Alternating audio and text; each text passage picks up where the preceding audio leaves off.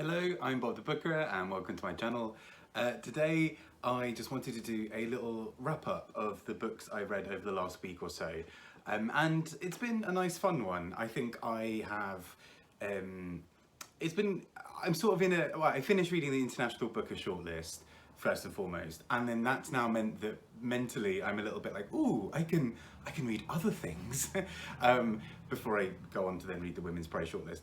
It never ends, but this sort of brief window where I'm sort of doing a little bit more reading for just things I want to read has been quite fun. So let's go through some of those now. So just quickly starting with the International Booker shortlist books. I won't get into too much detail because I've done separate reviews on them both. But the first was A New Name by Fosse, translated from the Norwegian by Damion Searls. And this is the sort of third part of a trilogy, or the sixth and seventh parts of a septology, that basically details a sort of Norwegian painter. I'm selling this really badly. A Norwegian painter who is reflecting back on his life and looking back at a lot of the things that shaped him. And in the meantime, we get a lot of background information about all of the various things that sort of made him up. The friendships he had, the relationships he had. There's also this sort of other figure, this sort of the namesake, who is seemingly him, but also not him. And it's just a really beautiful portrayal of looking at memory and identity and who we really are, but also interwoven with a lot about religion and art as well, which is kind of fun. So my more detailed and better less rambly thoughts are in the separate video on this, but I really enjoyed this. And then that took me to the last book that I was to read from the International Booker shortlist, Elena Knows by Claudia Piñeiro, translated by Francis Riddle. And I hadn't realised until my review went out of this actually that this book has been out in other forms for quite a while. I assumed that it was a sort of more recent translation, you know, as in the book came out like a couple of years ago in Spanish and then was translated into English recently. It seems that this book has actually been out for a while and only recently translated into English. So really lovely to have it. And I adored this. I think an easy front runner, or easily in the running for one of my best books of the year so far. I just thought this was so beautiful and brilliant in how it depicts this relationship between a mother and daughter, particularly when the mother has Parkinson's disease and is worried about her health declining even more, and her daughter is terrified about looking after her. And then there's this whole death storyline as well about the death of this daughter and how that had come to pass. I just think this is exquisite. It's like 150 pages, and you almost kind of want to hate her for doing so much in 150 pages. You're like, I have read 700-page books that have done less than this, and yeah, this is an incredible book, and I found it so deeply moving and so brilliant on a language level, on a translation level, on every level basically. I just think it's great, and yeah, one of my absolute favourites. I don't know why I'm kind of hugging it like ooh, but one of my absolute favourites from the year so far. And I'm really, between this and Tomb of Sand, I'm really rooting for those two, I think, for the International Booker this year. Next up, I read Poguemahone by Patrick McCabe. I had really enjoyed a book of his before, Breakfast on Pluto, which is also a really fun film, which is very silly and playful, and really camp in its own way. And so I was really intrigued by Poguemahone, particularly as Poguemahone is also a 700-page book in verse, which does sound like quite a tricky thing to kind of engage with, but actually the 700 pages bit is almost solved by the fact that it's in verse, because it makes it a lot shorter really as a book. And also it's just really playful. The fact that it's in verse means that you basically get lots of overlapping character voices, and it's full of sort of slang and language of the street almost, and it basically just feels like lots of people having conversations where they go off on tangents and then come back and then do these other things. So I really enjoyed it overall. It wasn't perfect for me, but overall I think I found it really fun, and it's really great as well because there's something about that relentless conversational kind of tone, almost like with something like with Ducks Newburyport, that kind of almost beats you over the head with it, to the extent that then when something quite violent happens, you know, this is a book that talks about issues in Ireland, and so there are moments of violence and of fear that permeate this book, but at the same time it's really funny and silly and playful, and we get these odd moments of characters going and doing whatever else and talking about whatever else. The title, as anybody, some of you may know out there, Poguemahone is Irish Gaelic. Well, is Irish for kiss my rear end, and so the fact that the book is called it in the first place kind of gives you a bit of an idea that this is going to be a bit of a wild ride, a bit of a silly, ridiculous book, but at the same time I think that's its real heart, because this book is so silly and has all these overlapping characters and voices and everything, that when you get those moments of clarity where something quite shocking happens, it feels all the more shocking. And so it's really quite hard to pin down what's actually happening in this book a lot of the time, because it's so like it's all just happening all at once. But I think that was part of the appeal for me, and part of what I thought was just so interesting. I also wouldn't be surprised if it troubles a couple of prize lists this year, because it feels so distinctive that I think it might get on there, but intrigued to see anyway. Next up, I read two books by the same author that are kind of interconnected and in the same world, and that is A Visit from the Goon Squad and The Candy House by Jennifer Egan. So A Visit from the Goon Squad won the Pulitzer a few years back, and for some reason, for the longest time, I assumed that this was like, I think partly because of the title, I don't know, and because it won the Pulitzer, for some reason I thought A Visit from the Goon Squad won the Pulitzer in like the 60s or something, and then realised she was very much still like a current author and had won it like in the 2010s or something. So I was really excited to actually read the two of them together, particularly as Candy House has just come out, and sort of, although I think the Candy House can be read without having any knowledge of A Visit from the Goon Squad, I think it does help, and so it was quite nice to read them both together. And I think what really struck me is that they're both really quite funny books, whilst delivering on a sort of serious message, I guess. So sort of central to both books is that they're very much a world that looks a lot like our own, but in which technology has advanced to the point where we can upload and download our consciousness. And if that sounds a bit ridiculous, then sort of, I mean, it works in the context of the book, but it's the idea that we can basically mine through people's brains and their memories and all that kind of stuff and see things. So there are quite a lot of really good purposes for this. So for example, tracking down lost people, because we can follow, or, you know, or solving crimes because we can see people's last memories of certain areas, or, you know, see how that all comes together. We can get in touch with people from the past, or check in how somebody is doing who we haven't spoken to in a long time. And so there seem to be all these quite lovely social reasons for it. At one point it talks about certain types of crime being almost completely eliminated because we're able to do this.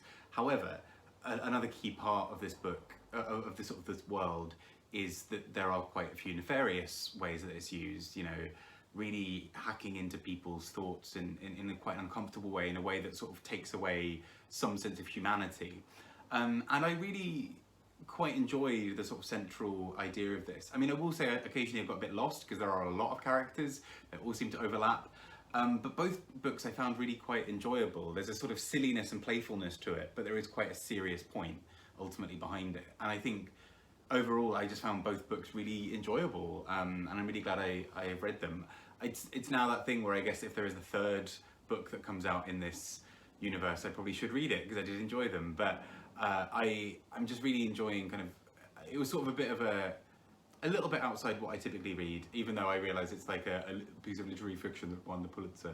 But it's interesting, and I think I was not expecting quite how funny these books would be. And yeah, overall really enjoyed them. Keeping within the vein of other worlds and sort of creative, like especially around consciousness, I read The Membranes by Ta-Wei. This is originally in Mandarin, it's from a Taiwanese author.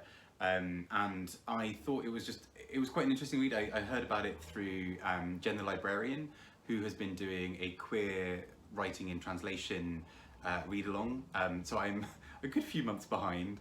I think this is February and March, so well done, Bob.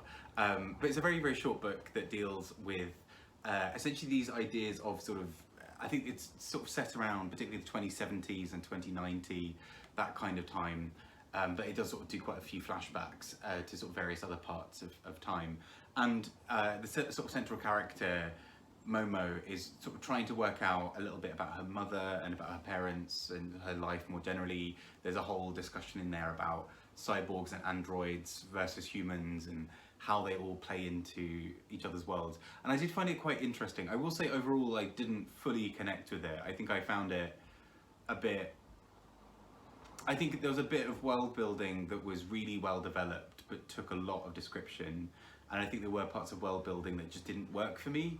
So I found that a little bit tricky, but at the same time, I will say I think this book is really quite daring. I think it came out in the 90s, perhaps, and it feels very queer. It's very kind of punk, almost very futuristic, and that is not something that we maybe would have seen quite as much of in that time. So really interesting book, I think, overall. Really interesting to read a new perspective, but not a book that I necessarily would want to reread in future or anything like that, but still I think I'm glad that I checked this out.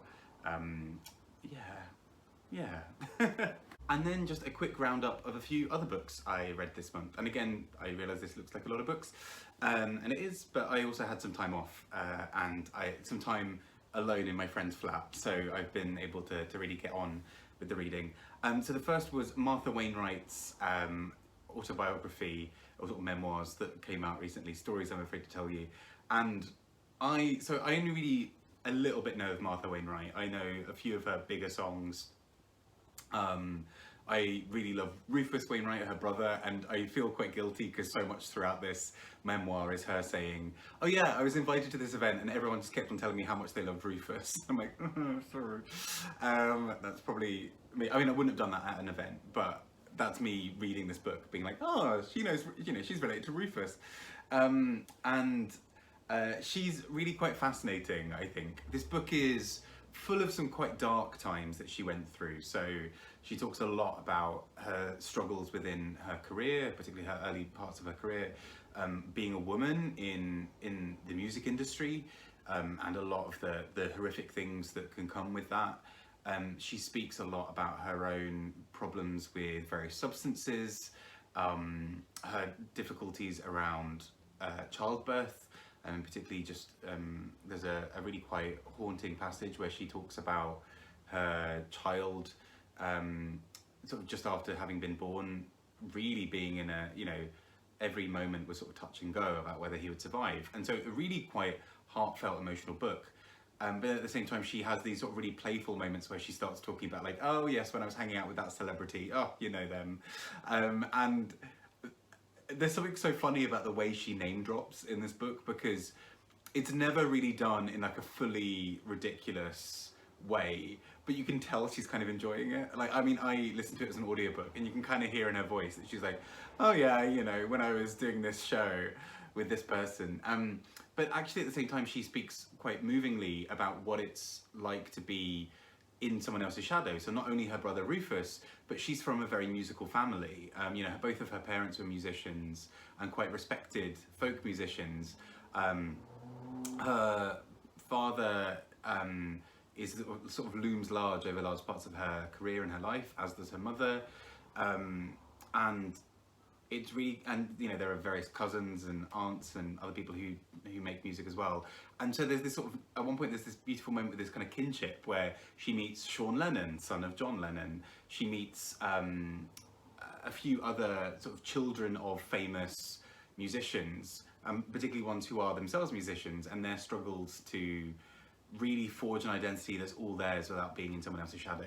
So I found this really interesting, if just a bit ridiculous at times for her kind of name dropping, but I will kind of let her off for that because I think it's done with love and with sort of her tongue, a very tongue-in-cheek way. But really interesting and really great to see an artist be so open in talking about their own life in a way that's probably more vulnerable than doing it in a song in some ways, to have to put the words out and really express them. And she's often incredibly brutally honest about her own failings, which I think is quite interesting in a book as well. So yeah, I recommend checking this out, particularly the audiobook if you can get hold of it. And last but not least, two books I read recently which I really enjoyed for very different reasons. The first being Night as It Falls by Jakuta Alikavazovic. And this is a book originally written in French and translated by Jeffrey Zuckerman.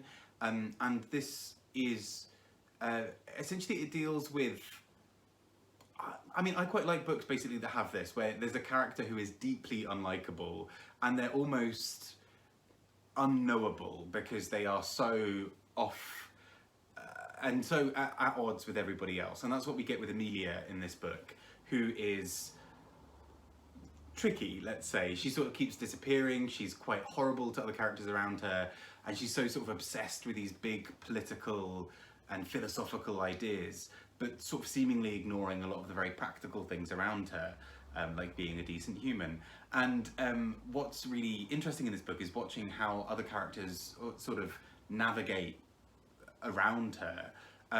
So I read this as part of my local bookshop's book club, and I thought it was really quite fascinating just how this book deals with ideas and kind of always leaves you as a reader a bit destabilized. You're always on the back foot. You're never really able to know what's coming next because this book is so sort of unsettling in its way, and not unsettling necessarily in like a horror sense, but in a way that reality at times feels a bit shifted, and times were like, you know, the time frame of the book will sort of jump all over the place. And so I thought it was quite interesting, and a book that I don't think I'd have picked up otherwise. So really grateful for my local book club for this. But yeah, I'm kind of intrigued if anyone else has read this or read anything else by this author, but really kind of fun and interesting nonetheless. And last but definitely not least, we have a little pamphlet of poetry called These Queer Merboys by Serge Neptune. And so a few months ago, I went to a poetry reading, like a queer poetry evening run by Incandescent, and I interviewed Justin David, who's one of the sort of the people who set it up. He sort of was talking a little bit about them. But I saw this poet read, Serge Neptune read at that, and it was just this really fun set of poems that he read. It was sort of dealing with, as the title of this collection suggests, kind of mermen and kind of queer creatures of the sea, basically. And so it sort of plays with a lot of images of queerness and nature and sort of mythology and stories and fables and all those sorts of things, and brings them in this really interesting way where it's that plus this kind of very queer angle of what does it look like if, you know, this sort of fantasy world almost of these mermen, but then if they reject you, that stings just as much as a sort of non-fable thing, you know. It still hits in a really hard way that's really powerful and really difficult. And so I thought this poetry collection was so beautiful in how it kind of navigates this space between these really dark, heavy emotions of sort of self-loathing and self-destruction and desire, and how it blends that with the sort of beauty of the sea, and kind of in the same way that the sea is both really powerful and terrifying, but also really, you know, sort of soft and soothing. This kind of collection sort of navigates that really interestingly. So I thought it was really fun. And also on a really good side point, I saw him at the reading that I went to last night as I filmed this, which had a couple of other poets there, including Richard Scott, whose collection Soho I adored and spoke about a couple of months ago, and also James McDermott, whose collection was really, really fun as well. And Serge very kindly signed my copy of the book, and also drew, I'm not sure how visible this is, drew a merman. So there we go. It was just really, I thought it was just such a nice little touch to have this little, like, this sort of sea creature now in my book in a really beautiful way. So I very strongly enjoyed that, and I really, really highly recommend you check it out. It's a fairly small poetry press, and so I think you do have to order as you go, you know, like it might not necessarily be through like the big bookshops or whatever, but please do check it out, and I'll leave a little link below to kind of check that out.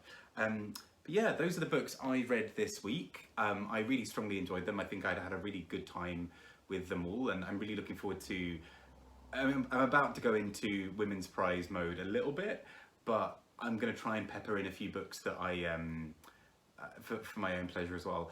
I took out a lot of books from the library and brought a lot. I'm staying at my friend's place for a month, and I think I brought enough books for about 2. So let's see how that goes. But really excited nonetheless. I'll talk to you all soon. I hope you all have a wonderful week, and speak to you soon. Bye.